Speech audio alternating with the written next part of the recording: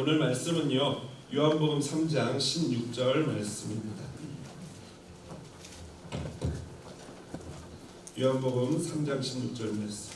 신약 성경 제가 가지고 있는 성경으로는 145페이지입니다.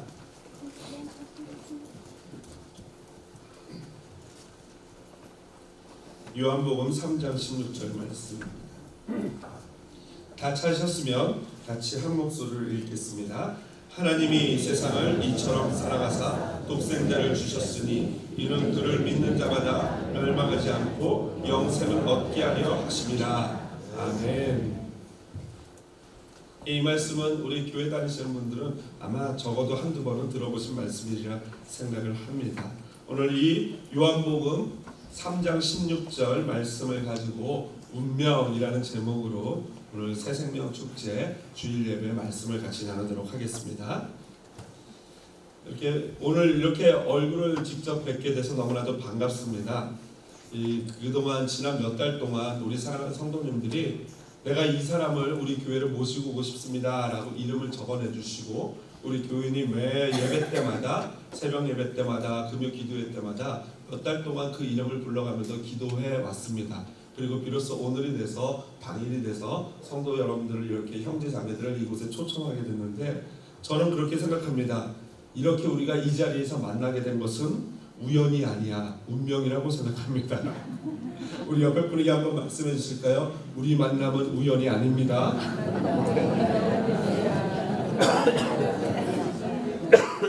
한국의 어느 여가수가 그런 노래를 했죠. 우리 만남은 우연이 아니야. 그것은 우리의 바람이었어. 있기엔 너무나 나의 운명이었기에. 이런 노래를 했습니다. 여러분 어떻습니까? 운명을 믿으십니까? 운명을 믿는 분도 있고 안 믿는 분도 계실 거예요. 어떤 이는 운명? 그런 게 어딨어? 인생은 개척해 나가는 거야. 차라리 내 주먹을 믿어라 라고 말씀하는 분도 계시고요. 어떤 분은 운명을 너무 믿은 나머지 인생의 모든 것은 어차피 결정돼 있어. 내가 아무리 노력해봤자 그것은 허공에 된 쓸데없는 짓이야 라고 하면서 허무한 삶을 말하는 분들도 계십니다.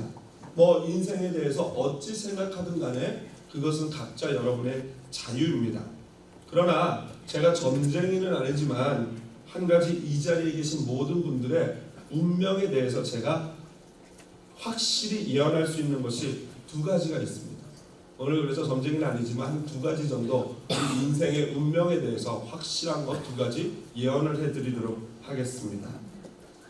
이사할 때 저는요 그냥 부모님 손을 잡고 다니고 그냥 이사 가자 하면은 이삿짐 부모님 다 싸고 그냥 이삿짐 다 풀면 그 밤에 그냥 그 집에서 자면은 끝나는 그런 시절이 지나고 나서 제가 제 손으로 짐을 싸고 제 손으로 유틸리티 수도비라든가 전기세를 마무리하고 전세 월세 이것들을 계산해서 잔돈을 주고 받고 또는 이 한국 같은 제가 옛날에 있었던 한국에는 이사를 가면 꼭 주민센터에 가서 전출입 신고를 해야 되지 않습니까? 나 이사 갑니다 하고 신고하고 이사 가서 이사 왔습니다 하고 신고하는 이런 거를 제 손으로 직접 하면서부터 그런 생각을 했습니다. 야, 인생이 만만한 게 아니구나. 인생 참 고단하고 참 고민스럽고 인생 참 고생스러운 것이구나 라는 것을 깨닫게 됐어요. 사실 우리의 인생은 고민과 고통의 연속이라고 해도 과언이 아닙니다. 이것은 우리 기독교뿐만 아니라 불교에서도 그러한 얘기를 하고 있어요. 빈두설경이라고 하는 이 불교의 경전에 보면은 이런 얘기가 있는데 어떤 사람이 길을 가다가 미친 코끼리를 만났습니다. 그래서 미친 코끼리를 피해서 막 도망가다가 급한 나머지 이렇게 우물이 있는데 우물 안에 방망쿨을 붙잡고 우물 가운데로 내려갔어요. 그런데 우물 가운데 내려가다 보니까 우물 바닥에 뱀이 독사가 4마리가 있고 또 용이 1마리가 있는 거예요. 그래서 내려가지도 못하고 내려가자니 뱀이 있고 용이 있고 올라오자니 미친 코끼리가 있는데 어디서 말 달리는 소리가 들리는 거예요. 따가닥따가닥따가닥따가닥. 그래서 이게 나를 구원해 주러 오는 소린가 하고 하늘 위를 봤더니 그 하나 매달려 있는 오로지 매달리고 있는 그 방망쿨 그 줄기를 하얀 쥐와 흰 쥐가 삭삭삭삭 하고 갉아먹고 있는 거예요. 그래서 이거 나의 인생이 이제 완전 끝났구나라고 생각하는 그때 하늘을 바라볼 때 갑자기 그 나무 가지에 벌들이 날아들면서 벌들이 이렇게 꿀을 갖다 옮기는 가운데 꿀이 한두 방울 떨어지는 그 꿀이 그 사람의 입술에 닿은 거예요. 그래서 아, 달콤하다. 이게 바로 우리의 인생이다 라는 거예요. 이해가 되십니까? 수많은 고난과 고통이 계속 있고 죽음이 바로 눈앞에 있는데 그 잠깐 떨어지는 그 기쁨의 꿀맛을 보면서 아, 인생 살만하다 이러고 살아가는 것이 우리의 인생이다 라는 거예요. 그리고 좀 있다가 갑자기 불이 나타나서 모든 것을 태워버리는, 이것이 바로 이 불교의 빈두설경에 나오는 우리 인생을 비유하고 있는 말입니다. 저는 이것이 종교를 떠나서 참 맞는 말이 아닌가. 우리 인생의 해답은 찾지 못하지만 인생에 있는 문제를 고스란히 잘 표현하고 있는 비유였다라고 생각을 합니다. 특별히 우리 이민자들의 인생은 더더욱 그런 것 같습니다. 여러분, 지금까지 살아오느라고 많이 힘드셨죠? 어떻습니까? 아니요, 제 인생은 꽃밭길이었는데 이런 분 계십니까? 그런 분은 아직 인생을 경험하지 못한 거죠. 다 힘드셨을 거예요. 어느덧 내 머리에 주름이 생기고 여러 가지 이민 생활을 겪으면서 고생한 결과 지금 오늘날 그래도 그나마 요만큼이라도 안정되신 거 아니겠습니까? 저는 사실 40에 이민을 오게 되면서 사실 우리 초기에 이민 오신 분들이 겪었던 그 정도의 이 고통과 고난을 겪지는 않았습니다. 그럼에도 불구하고 하나님이, 왜냐하면 이제 저는 한국에서 고생을 했었으니까 하나님이 왜 인생 고통 불변의 법칙이 있어요. 그래서 인생에 주어진 고통이 이렇게 다 동일해요. 그런데 이제 한국에서 많이 고통을 겪었기 때문에 이제 이 미국에 와서는 그나마 조금 이렇게 고생을 주셨는데, 제가 미국에 들어와서 겪은 고생을 그냥 잠시나마 이민자들의 고난을 이해하게끔 하나님이 주신 고통이 있다면은, 이 한국에서 전세금을 빼가지고, 전세금 빼니까 그럭저럭 돈이 되지 않습니까? 한국 전세금 빼니까 이걸 들고 와서 기세등등하게, 야, 이거 있으면 막 든든하다 하고 왔는데, 이게 마치 꽃감 빼먹는 것처럼요, 이 미국의 이 페이먼 인생 아닙니까? 매달 아파트 월세네, 뭐 자동차세네 이러면서 점점 없어지다 보니까 갖고 왔던 믿었던 이 전세금이 어떻게 돼요? 바닥이 나는 거예요. 그리고 저를 받아주기로 했던 그 교회는 그 교회가 담임 목사가 공석이어가지고 어떤 행정적인 결정을 못하는 상태가 되면서 그 기간이 길어지면서 1년 반 동안 제가 LA 쪽에서 아무 일도 하지 못하면서 공부만 하면서 계속 사역을 기다리고 있게 됐어요. 그러다 보니까 처음에는 이 쉬는 게 좋았는데 1년 반쯤 돼가니까 점점 어려워지는 거죠. 어떤 일이 있었냐면은 이제 돈은 다 떨어지고 한국에서 찔끔찔끔 이렇게 받아오는 이 정도의 돈으로 겨우 연명하고 있을 때, 제가 일을 하자니 이 목사가 이 미국에서 일을 시작하면은 다시는 사역으로 돌아가지 못하는 경우가 많이 있습니다. 왕왕 있습니다. 그래서 고민이 돼요. 하나님이 지금 나보고 이렇게 캐시 잡이라도 하라는 건지 고민을 하고 있는데, 어느 날 이 애들을 태워서 학교를 라이드를 해주는데 갑자기 차가 멈춰버린 거예요. 왜 멈췄을까요? Out of gas예요. 그래서 급하게 통을 사려고 그 마트에 가서 통을 사려고 통을 들고 나오면서 카드로 긁었더니 될까요? 안 될까요? 카드가 안 되는 거야. 제로예요, 어카운트. 그래서 그냥 애들 4명을 손을 잡고 길거리를 그 뜨거운 햇빛 가운데 세워둔 차로 다시 갔더니 그 공사판에서 일하는 이 멕시칸 친구가 나의 딱한 사정을 보더니 자기 왜 이거 윙 돌리는 여기다 넣는 가스를 한 1리터 정도를 저 차에다 넣어주는 거예요. 땡큐, 그라시아스 이러면서 제가 땡큐를 구하고 왔는데, 그 다음에 다음날 학교 가야 되잖아요. 그래서 어떻게 했냐면은, 이 캘리포니아는 좋은 게 이 리사이클 모아둔 거 있지 않습니까? 그거를 내가 직접 가져가서 이 자판기 같은 데다가 넣으면요, 그거 하나당 5센트씩 이렇게 쳐줘요. 그래서 다 넣어주면은 마지막에 이 영수증이 나오고요, 그걸 가지고 마켓에 들어가면 현금으로 바꿔줍니다. 제가 그래서 집에 모아뒀던 그 많은 캔을 들고 가가지고 넣어가지고 20몇 불 받아가지고 그걸로 차에다 가스를 넣고 다음날 애들을 학교를 데려다주는 그런 일을 겪었습니다. 그러면서 이 이민자의 인생이, 삶이 이런 것이구나 하고 느꼈어요.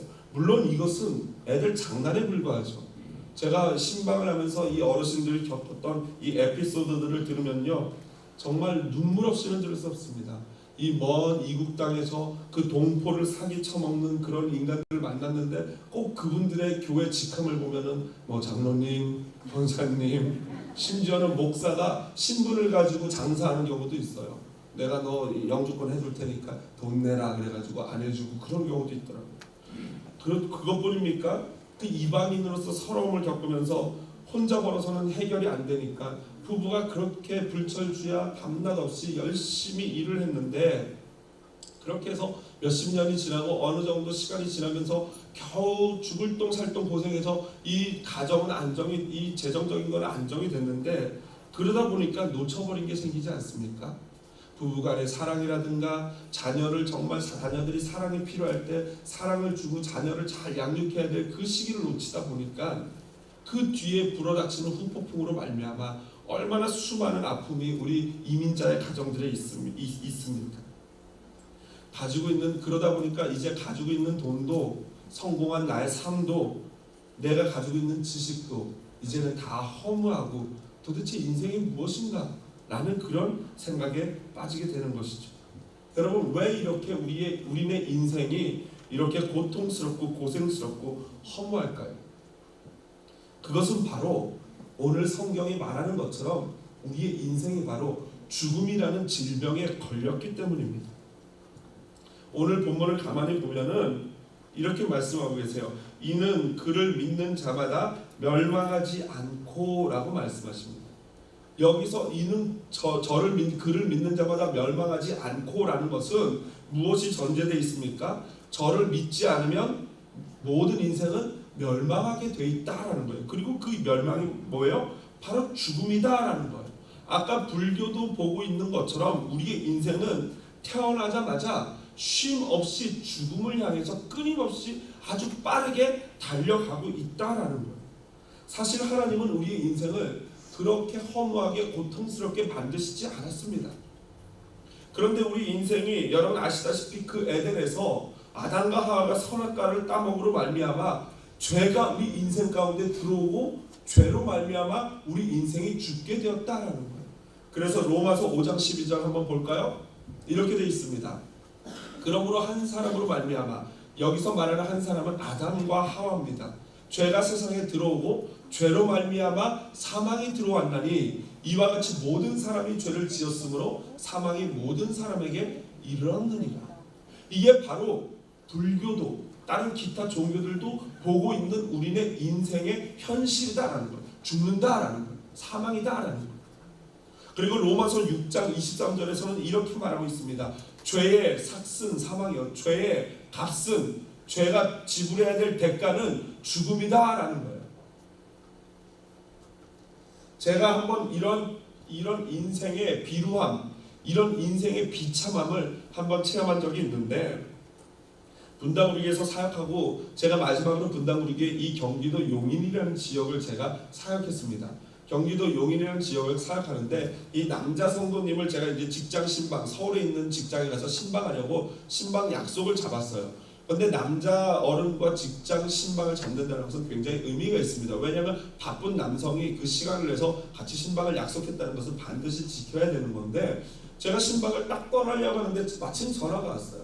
근데 제가 섬기는 이 교구의 여자 집사님이신데, 그 여자 집사님이 목사님, 제가 전도하려고 하는 대상자가 계신데 남자분이 홀로 사시는 남자분이신데 그분의 어머님이 연로하셔서 돌아가시게 됐어요. 그런데 아무도 이것을 도와줄 사람이 없습니다. 목사님 오늘 급하게 오셔서 그 할머니한테 좀 세례 좀 주시고 기도해 주시면 안 되겠어요? 라고 말씀하시는 거예요. 난감하지 않습니까? 나는 지금 내 구역에 속한 우리 성도님을 신방하러 가야 되는데 내 구역도 아니고 모르는 분인데 그분의 또 어머니를 신방해 달라는 거고 그분을 위해서 세례를 달라는 거예요. 이거 참, 세례를 하려면 원래는 세례 공부도 하고 이 절차가 있는데 난감하지 않습니까? 어떻게 할까 고민을 하다가 그분이 그래도 이게 우리 성도는 아니지만 그래도 암만 해도 가야 되겠다 싶어서 남자 성도님한테 전화를 해서 진짜 죄송하다고 이런 사정이라고 양해해달라고 부탁을 드렸어요. 그랬더니 그 남자 성도님이 다행히도 양해를 해주시더라고요. 그래서 감사합니다 하고 이제 그 용인 지역으로 달려갔어요. 달려가서 이제 그 할머님이 계시는 집에 딱 가보니까요, 이 굉장히 이 초라한 이 빌라, 한국에 우리 미국으로 치면 그냥 아파트 같은 거, 아파트먼트인데 한국은 빌라라 그래요. 조그만한 이 한 3층 정도 되는 그런 빌라들이 있는데 다 허물어져 가는 빌라인데 거기에 계시는 거예요. 그래서 이제 올라갔더니 3층인가라고 기억을 하는데 들어갔어요. 들어갔더니 방 한 칸으로 저를 안내하는데 그 방이 조그만한 방인데 할머니 한 분이 누워 계시는데, 왜 우리 옛날 우리 할머니들 입는 왜 이 몸빼 같은 바지 있지 않습니까? 그걸 입으시고 여름이었는데 이 우리 한국에는 속옷 런닝 셔츠 있지 않습니까? 그거 하나만 이렇게 걸치고 옆으로 모로 누워가지고 뒤돌아 계시는 거예요. 그러니까 저는 그 할머니의 얼굴도 한 번도 못 봤어요. 지금 그때도 못 봤고요. 그냥 뒷모습을 봤는데 참 인생이요, 그렇게 허무하고 그렇게 초라할 수가 없어요. 그냥 제 느낌으로는 딱 요만하신 것 같아요. 몸을 이렇게 웅크리고 옆으로 누워 계시는데 그 바짝 마른 그 앙상한 어깨와 그 드러난 이 팔이 얼마나 이 인생의 초라함을 보여주는지. 그리고 숨을 쉬고 계시긴 한데 숨 한 번 쉴 때마다 어깨가 들썩거릴 정도로 힘들게 숨을 쉬고 계시는 거예요. 그런데 이게 얼마나 잔인한 일인지, 세례라는 것이, 여러분 세례하려면 세례 문답이라는 게 있지 않습니까? 적어도 세례 공부를 못해도 문답을 해야 되는데 그 문답 내용이 뭔지 아십니까? 이거예요. 당신은 죄인임을 믿으십니까? 지금 죽어가고 계시는 그 할머니한테, 얼굴도 모르고 얼굴도 못 본 할머니한테 제가 그 등에다 대고 그걸 여쭤봐야 되는 거예요. 당신은 죄인이심을 믿으십니까? 그리고 믿는다 그러면은 오직 당신을 구원하실 분은 예수 그리스도밖에 없음을 믿으십니까? 이걸 물어봐야 돼요. 근데 제가 그때는 몰랐는데 나중에 알았지만 그 할머니가 일주일 동안 식음을 전폐하고 드시지도 못하고 혼수 상태 가운데 있었던 거예요. 여하튼 그 할머니를 보면서 우리 인생이 이토록 죽음을 향해서 가는 초라한 인생이구나 라는 것을 굉장히 이 깊이 제 마음속에 각인하는, 새겨지는 그런 시간이 됐어요. 우리 인생은 이처럼 죽음, 멸망을 향해서 가는 그런 존재다라는 거예요. 두 번째로 제가 예언할 수 있는 게 있다면은, 우리 인생은 분명히 죽지만 또한 우리 인생의 운명은 바로 영생이다라는 거예요. 영생. 오늘 성경을 보니까요, 이는 그를 믿는 자마다 멸망하지 않고 영생을 주려 합니다라는 거예요. 아멘이시죠? 오늘 죽음 후에 우리의 인생이 어떻게 될까요? 우리가 죽으면 그 다음에는 무엇이 있을까요? 각 종교에서는 다양한 얘기를 합니다. 어떤 사람들은 인생은 죽으면 그 영혼도 사라지고 아무것도 아니야, nothing, 그냥 소멸되는 거야 라고 얘기하게 돼요. 어떤 분들, 불교와 같은 회교권, 이 힌두교권들은 윤회를 얘기합니다. 착하게 살면 다시 사람으로 태어나고 못되게 살면 짐승으로 태어나서 고생하다가 다시 태어나고 이렇게 돈다는 거예요. 그런데 우리 성경은 그렇게 얘기하지 않습니다. 히브리서 9장 27절 한번 볼까요? 우리 다 같이 한 목소리로 한번 읽어보겠습니다. 시작.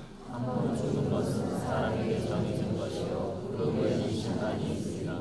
한 번 죽는 것은 사람에게 정해진 것인데 우리의 영혼은 영원토록 존재함으로 말미암아 심판을 받게 된다라는 거예요. 그렇습니다. 죽음이 있어요. 그리고 그 후에는 심판이 있습니다. 그런데 그 심판에서 영생이냐 영벌이냐를 언제 결정하냐면 지금 이 땅을 살아가는 동안 결정되어진다라는 거예요. 그리고 하나님이 원하시는 것은 그 어떤 사람도 영벌에 들어가기를 원하시지 않는 줄로 믿습니다. 왜 그러냐면요, 오늘 본문에 보세요. 뭐라고 나와있습니까? 하나님이 세상을 이처럼 사랑하사라는 말이에요. 하나님이 모든 인생이 영원한 멸망으로 들어가기를 원하시지 않으셔서 하신 일이 있다면은 당신의 독생한 아들 예수 그리스도를 저와 여러분을 위해서 이 땅에 보내주시고 그 예수님으로 말미암아 십자가에서 우리의 모든 죄를 대신해서 죽게 하심으로 말미암아 우리의 죄를 사하신 줄로 믿습니다. 이게 신적인 아가페 사랑인데 저는 감히 이러한 사랑을 감히 할 수 없다라고 생각을 해요. 왜 그래요? 제가 아무리 어떤 사람을 사랑한들 아무리 성도님들을 사랑한들 제 자식을 죽음으로 내몰면서까지 성도님들이나 타인을 사랑하기는 쉽지 않다라는 거예요. 아니 쉽지 않은 게 아니고 이 자리에 계신 어떤 분도 내 자식을 희생해서 남을 구원하는 일은 별로 없을 거예요. 아니 없을 거예요. 차라리 내 자신을 희생하면 희생했지 내 자녀를 희생해서 타인을 구원하는 일은 없을 것이다 라는 거죠. 이게 바로 하나님의 아가페적인 사랑입니다. 그런데 여러분 이것을 믿는 자만이 바로 구원을 얻고 이 예수 그리스도를 받아들이는 자만이 영생을 얻게 되는데 제가 오늘 한 가지 확실하게 예언할 수 있는 것 하나가 있다면은 저는 이 자리에 계신 분들은 이미 하나님께서 택하시고 구원을 작정하셔서 구원 받을 수밖에 없는 운명인 줄로 믿습니다. 무슨 말입니까? 지금 이미 예수 그리스도를 믿고 구원의 확신을 가진 분도 계시겠지만 그렇지 않은 분들도 계실 거예요. 오늘 그냥 초대되어 오신 분도 계시고 그냥 여전히 교회를 다니지만 구원의 확신이 없는 분들도 계실 거예요. 그러나 제가 확신할 수 있는 한 가지는 뭐냐면은 이미 하나님께서 한번 택하신 분은요 놓치지 않는 줄로 믿습니다. 그러니까 이 자리에 왔다라는 것은 무슨 의미예요? 하나님께서 여러분 이미 코를 꿰셨어요. 빠져나갈 수가 없어요. 이 자리에 잘못 오신 거예요.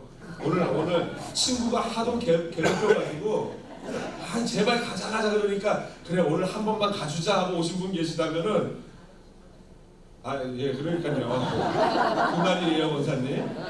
잘못 오셨다는 것은 그 계획이 틀렸다는 거예요. 내 생각으로 한 번 오고 끝날 거라고 생각했겠지만 하나님께서는 여러분을 끝까지 붙잡아 주실 줄로 믿습니다. 그게 바로 하나님의 계획입니다. 여러분 아까 그 용인의 그 할머니 궁금하지 않습니까? 어떻게 되신 것 같습니까? 제가 나중에 안 사실이지만 그 집사님과 그 아드님이 소름이 끼쳤다고 저한테 하면서 말을 해주더라고요. 그게 왜 그랬냐면은 일주일 동안 의식불명이었고 식사도 못 드신 그런 상태였거든요. 저는 그걸 사실 몰랐어요. 그래서 기도를 많이 하고 고민을 하다가 그분에게 그냥 세례를 줄 수도 있지만 그래도 그러면 안 되잖아요. 이 믿음을 확인해야 되잖아요. 우리 목사들은요 이동용 세례기를 들고 다닙니다. 무슨 말이에요? 요만한 접시가 있어가지고 이런 생수 하나 들고 가가지고 거기다 물을 딱 붓고 성부와 성자와 성령의 이름으로 세례를 주나 이렇게 이동식으로 갖고 다니면서 할 수 있는 기기가 있어요. 요만한 성찬기가 있어요. 그걸 들고 가서 이제 장갑을 끼고 세례를 주기 전에 저는 모르는 상태에서 그 죽어가신 할머니, 의식불명의 할머니에게 여쭤봤어요. 할머니, 당신은 하나님 앞에 죄인이심을 믿으십니까? 라고 했더니 뭐라 그런지 알아요? 갑자기 예! 일주일 동안 드시지도 못했고 의식불명에 계시던 그 할머니가 네! 하고 온 힘을 다해서 대답하시는 거예요. 저는 그때는 몰랐어요. 그리고 두 번째 질문했어요. 그러면 할머니를 구원하실 분이 오직 예수님밖에 안 계심을 믿으십니까? 네! 마지막 힘을 짜내서 대답하셨어요. 그래서 저는 모르고 그냥 물을 찍어서 성부와 성자와 성령의 이름으로 내가 세례를 주노라 라고 기도를 해드렸어요. 그리고 같이 축복 기도를 해드리고 나왔는데 다음날 그날 저녁에 돌아가셨어요. 하나님은요 한 번 택하시면요 끝을 보십니다. 그리고 하나님께 붙들림 받은 사람은 끝까지 하나님께서 그 구원으로 인도하시는 줄로 믿습니다.